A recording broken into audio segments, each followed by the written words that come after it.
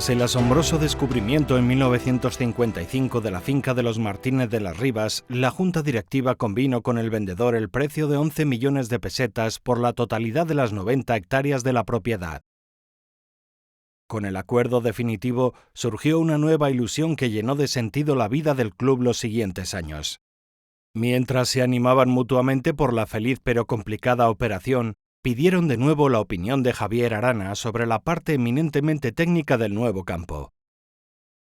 Javier Arana en el año 55 vivía en Barcelona. Él después de la guerra se fue de Bilbao y se fue a vivir a Barcelona, pero durante muchos años había sido la persona en el club que se encargaba del antiguo campo de golf. Era el socio un poco que supervisaba las obras, las remodelaciones distintas que se hicieron a lo largo del tiempo, con lo cual, bueno, pues dentro del club era la persona, además de ser socio y tener un montón de familiares en el club, era la persona a la que se le ocurrió dirigirse, la única a la que el club podía pensar para hacer un golf nuevo. En los siguientes 5 años, el club se volcó en la construcción de su primera propiedad en 45 años de historia. En el año 1956, también el club destinó muchísimo tiempo a la búsqueda del dinero, para lo cual se pensaron en varias fórmulas jurídicas estructuradas por Isidro Infante. A los 11 millones de la transacción había que sumar los destinados a la construcción del campo, la reforma de la casa de Martínez de las Rivas, la construcción de los vestuarios y una serie de instalaciones necesarias para la vida del club. Es decir, un auténtico dineral que tendría que salir de la cuota de los socios y de todos aquellos que se incorporaran de nuevo a la sociedad. Se hace un esfuerzo económico que hay que pasarlo a pesetas de aquella época. El costo de la finca es de 11 millones de pesetas, el costo de las obras y de acondicionamiento primero son como de 7 millones de pesetas, más el costo de realizar el campo, que iba muy ajustado de presupuesto. Para no perder el impulso y la ilusión deportiva en quienes saben que abandonarán en poco tiempo las vetustas instalaciones, se decidió inaugurar en 1957 la Copa Galea Match Play, como advenimiento de lo que se esperaba daría de sí el futuro campo.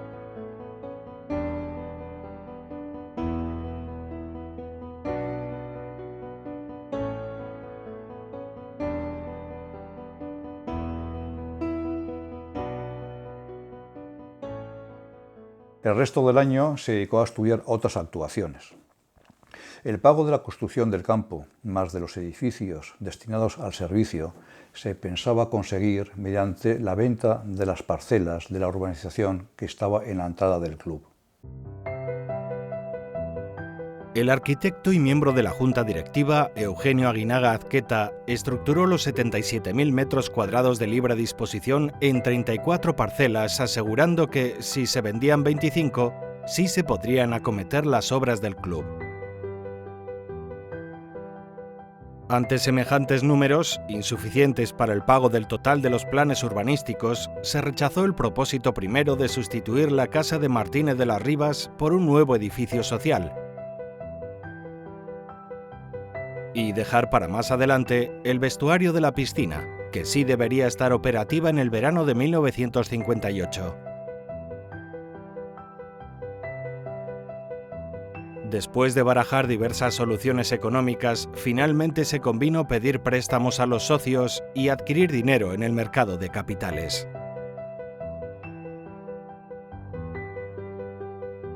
En julio de 1961, el presidente Juan Vallejo comunicó oficialmente a la señora viuda de Eduardo Earle y a Víctor Chavarri Anduiza que la Sociedad de Golf de Neguri daba por concluido el contrato de arrendamiento después de 50 años de entrañables y fructíferas relaciones.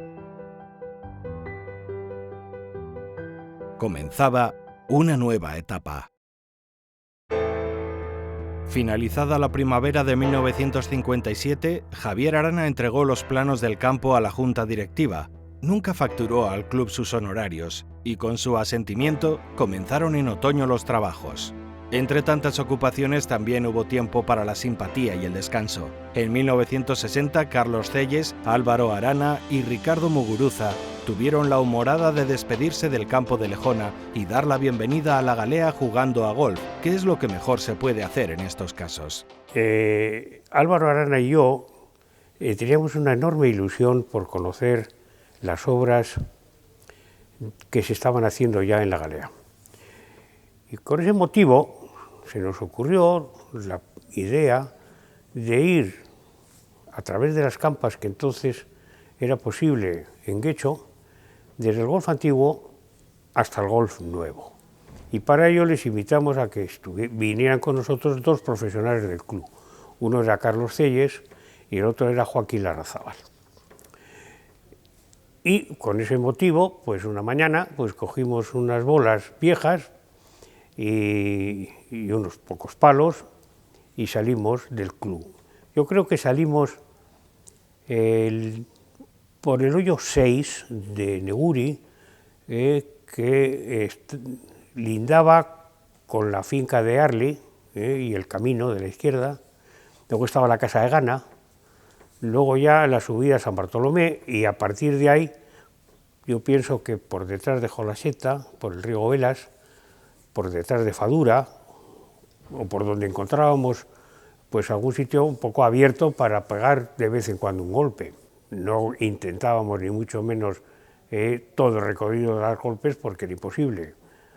Tampoco me acuerdo el número de bolas que perdimos ni cuántos golpes pegamos, pero la idea fue muy bonita, pasamos un rato muy agradable y aparecimos a través de la entrada de la valla de la finca ya, que no la conocíamos, y fue una sorpresa maravillosa. Entramos y llegamos hasta el actual green del hoyo 5, que en ese momento estaban ya terminado lo que es la preparación del green en la parte que es la excavación. Entonces estaba ya preparada y ahí terminó esa pequeña aventura.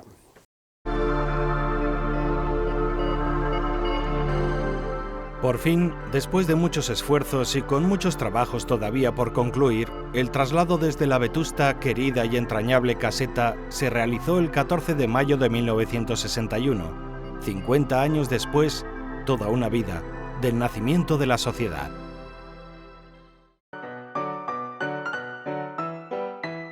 La inauguración oficial del campo se produjo el 19 de junio de 1961.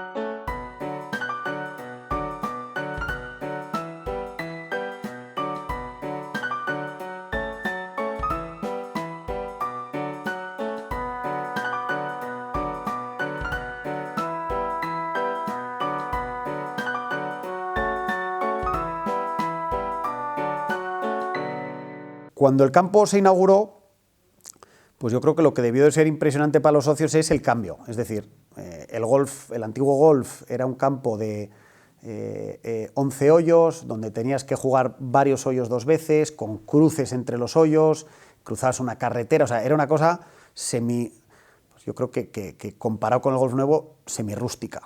¿Vale? Y de repente se encontraron con un golf moderno, se encontraron con un golf de 18 hoyos, muchísimo más largo que lo que habían jugado, las dimensiones de todo eran muchísimo mayores, o sea, todo era gigantesco en proporción al antiguo golf, con lo cual la sensación que les causó pues fue espectacular. Además, claro, el emplazamiento del golf ayudaba, pegado al acantilado, con unos hoyos trazados entre pinos, o sea, la verdad es que eso era maravilloso.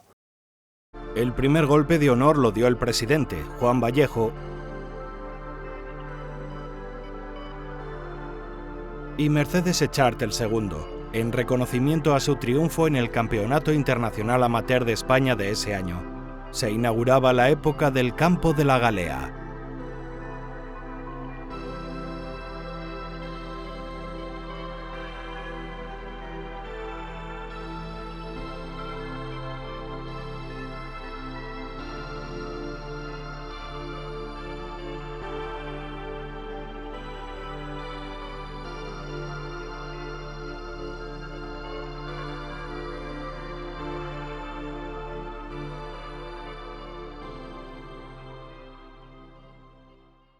En esos días se celebró el trofeo conmemorativo Bodas de Oro 1911-1960, jugado en las dos sedes, 18 hoyos en los terrenos de Víctor Chávarri y otros tantos en el campo de la Galea.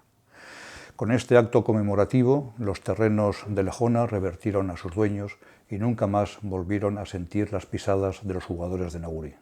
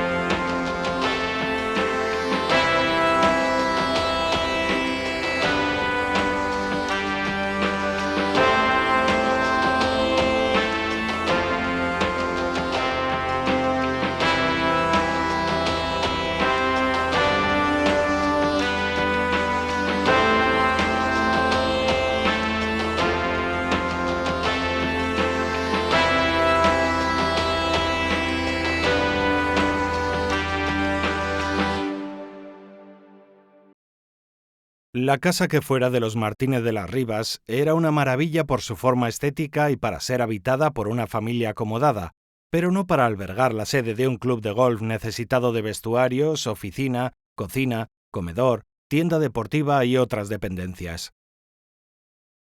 El 28 de diciembre de 1962, el Día de los Santos Inocentes, bajo la presidencia de Pedro Ibarra McMahon, la sede social sufrió un incendio pavoroso que la destruyó completamente. Bueno, total, que para cuando llegaron, yo creo que nada, pudieron rescatar cuatro cosas, entre ellas la caja fuerte del club, que todavía está en el club. El fuego, por vía de los hechos, decidió la necesidad de construir una nueva sede social, moderna y operativa, que se encargó a Eugenio Aguinaga.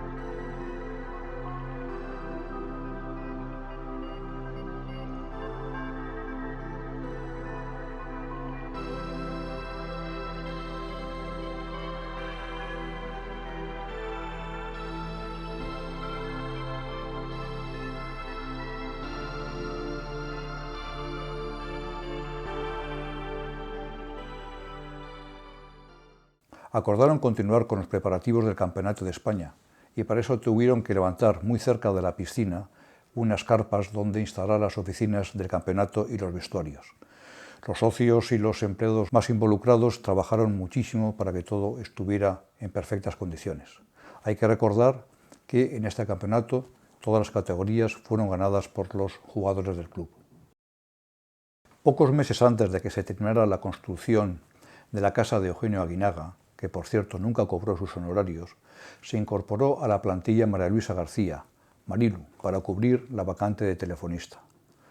Marilu pertenece a una saga de varios hermanos que han estado siempre presentes desde el último tercio del siglo XX en la historia de nuestra sociedad.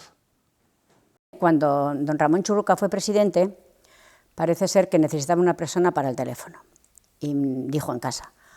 Y dije yo, bueno, pues voy a ver qué. Y entonces, bueno, empecé a venir cuando esto ya se había quemado y estaban todavía en obras, porque estaba el carpintero, la carpintería Tristán, de Algorta, Algorta creo que era, estaba circulando aquí en todo. Y vine y teníamos una centralita justo ahí en el Buen Ropero, una de manilla. Y bueno, pues ahí estuve pues poco a poco, porque también trabajaba un hermano mío en el gol que se quemó, era botones, estaba de botones.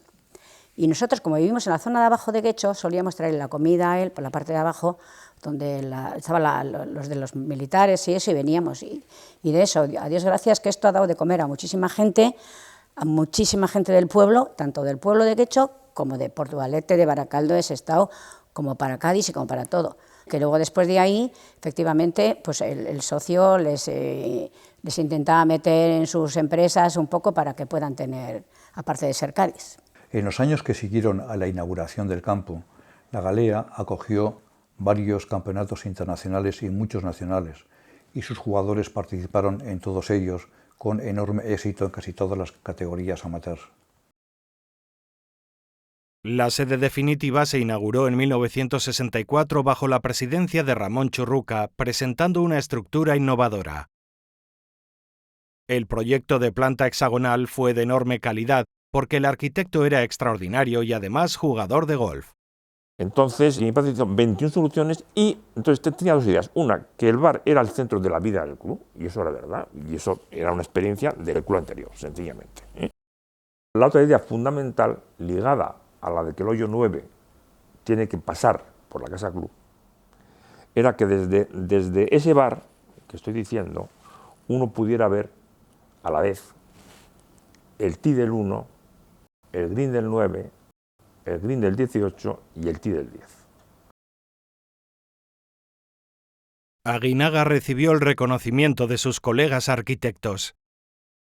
El golf tiene una herencia clarísima de la arquitectura de Frank Lloyd Wright, en Chicago y en Arizona, y también tiene una herencia clarísima de la arquitectura del caserío vasco.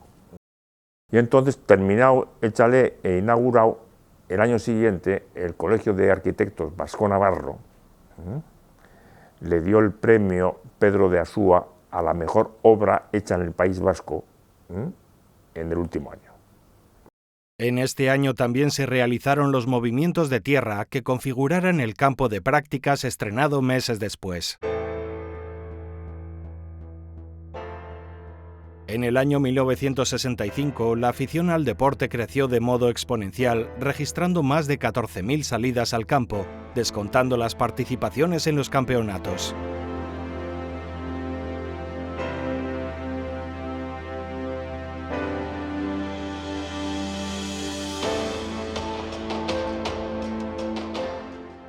El comité de competición comenzó a organizar trofeos sociales para los infantes, además del Campeonato Infantil de España. En poco tiempo la enseñanza dio sus frutos y la Galea alumbró a los primeros jugadores nacidos en la nueva sede, como fue el caso de Gonzaga Escauriaza, campeón de España en 1977, y Eduardo de la Rica, vencedor en 8 ediciones de la Copa Galea. Para esta fecha hacía tiempo que la piscina infantil estaba en uso y dio al club un juego inusitado, lleno de triunfo del equipo femenino en las competiciones locales.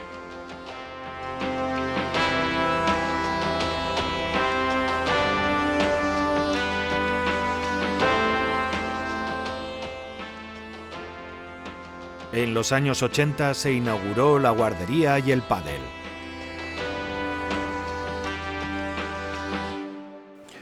El último trofeo logrado por los jugadores infantiles se remontaba al año 1958. Si el club no ponía especial interés en que hubiera un relevo generacional, se perdería esa estela deportiva que siempre había caracterizado a nuestra sociedad. Por eso, en 1980, la Junta Directiva encargó a Carmen Albizua que organizara las clases bajo el rigor de la disciplina. Sí, te acepto, pero con tal de que te voy a poner una condición, que los niños tengan disciplina, atención, educación y respeto.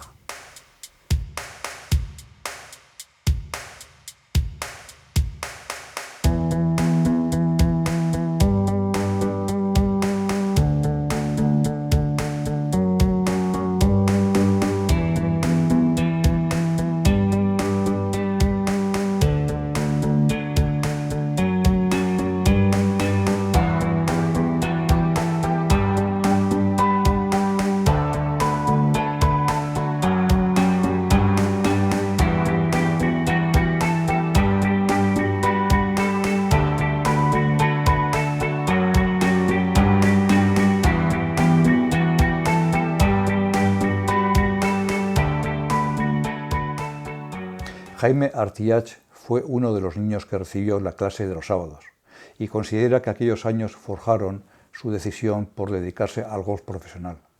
Artiach, que fue miembro del equipo nacional de golf, considera que la presencia de Carmen Albizua fue determinante para que la escuela de golf fuera la solución al deporte de los niños en el club. Pero fue Carmen, sobre todo, organizando 7 torneos en una Navidad, cambió. De aquellas clases nació la generación de Antón y Sofía Rotaech, Martín Lecanda, Guillermo y Fernando Rá, los hermanos Basterra, que de alguna manera complementaban la generación algo más mayor que ellos de Eduardo de la Rica, de Gonzaga Escauriaza e Iván de la Sota principalmente.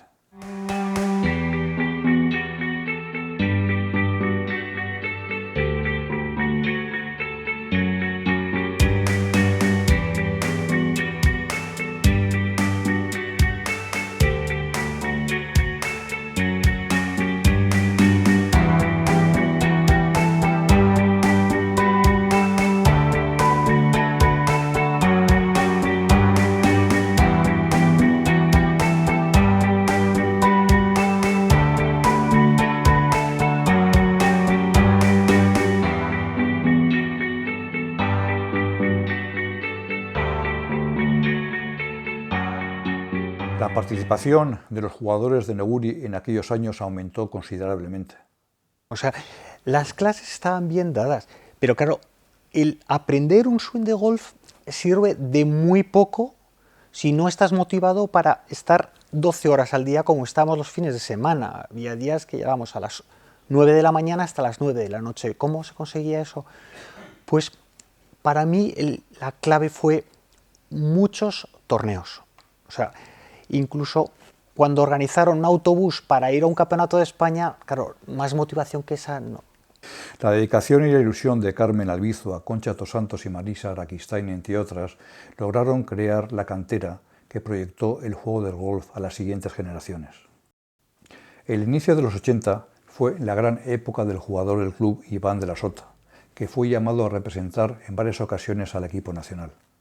En 1982, además, ganó el Trofeo Internacional Junior, imponiéndose a José María Olazábal. En el mismo torneo, el mismo trofeo, jugaron también los socios del club Juan Álvarez y Eduardo de la Rica con excelente resultado. Los actos más importantes en 1986 de la vida del club consistieron en la celebración de su 75 aniversario bajo la presidencia de José Ramón de la Rica, así como el inicio de la solución definitiva a la desforestación de los árboles del campo, gravemente dañados por la contaminación generada por la lluvia ácida llegada de la central térmica de Santurce. Marimar Churruca, vocal de la Junta Directiva, se encargó de realizar los estudios con los consultores más idóneos, siempre en la búsqueda de los arbustos y de los árboles que pudieran soportar la contaminación y la furia de los meteoros. Las barreras forestales que tratamos de poner en un principio eran Pittosporum, fundamentalmente, y Cupressus leilandi, porque tenían un crecimiento, son plantas vigorosas, crecimiento rápido, así como el Pittosporum no es tan rápido, el Cupressus leilandi sí es bastante vigoroso y rápido, y hace un cierre cerrado, pero la salinidad no la aguanta tan bien, pero tuvieron su éxito. Gran parte de sus actuaciones en la fronda siguen vigentes, y el campo, que es el corazón del club, sigue manifestando la belleza mejorada de los primeros tiempos.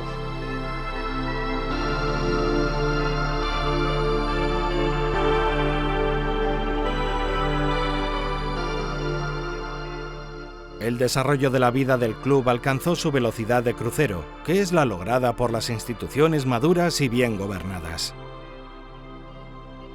Los diversos trofeos nacidos hacía años mantuvieron su prestigio y en el campo se aplicaron las mejoras más necesarias, como la inauguración en 1985 del campo de hoyos cortos y otras mejoras, bajo la presidencia de Jaime Castellanos.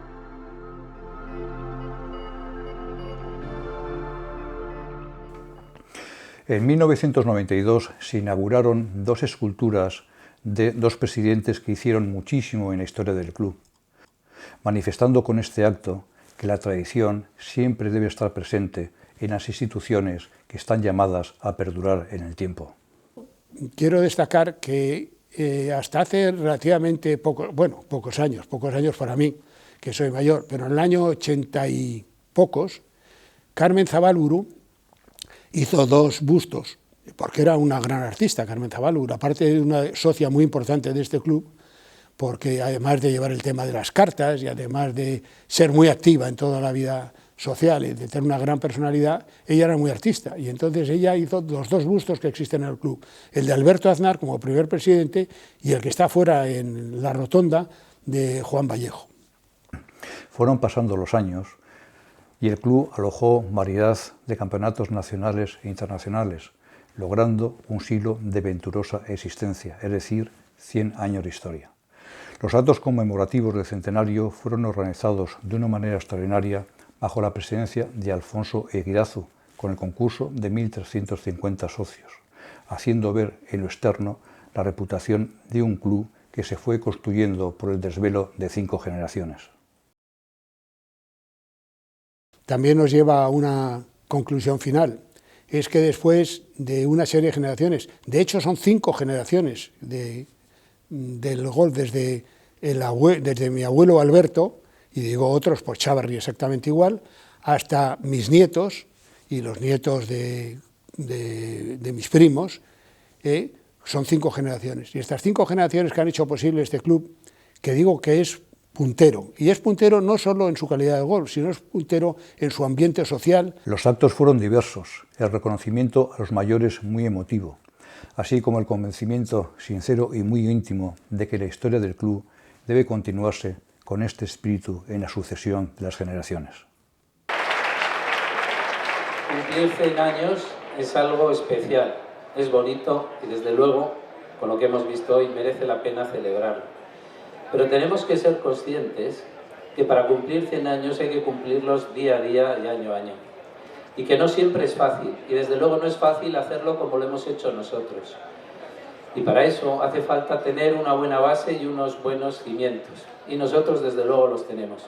Unos cimientos que nos han permitido adaptarnos al paso del tiempo, cumpliendo nuestras normas, nuestras costumbres y nuestras tradiciones. De forma que después de tantos años somos capaces de seguir disfrutando de nuestro club de siempre y demostrando que se pueden cumplir 100 años y seguir siendo joven.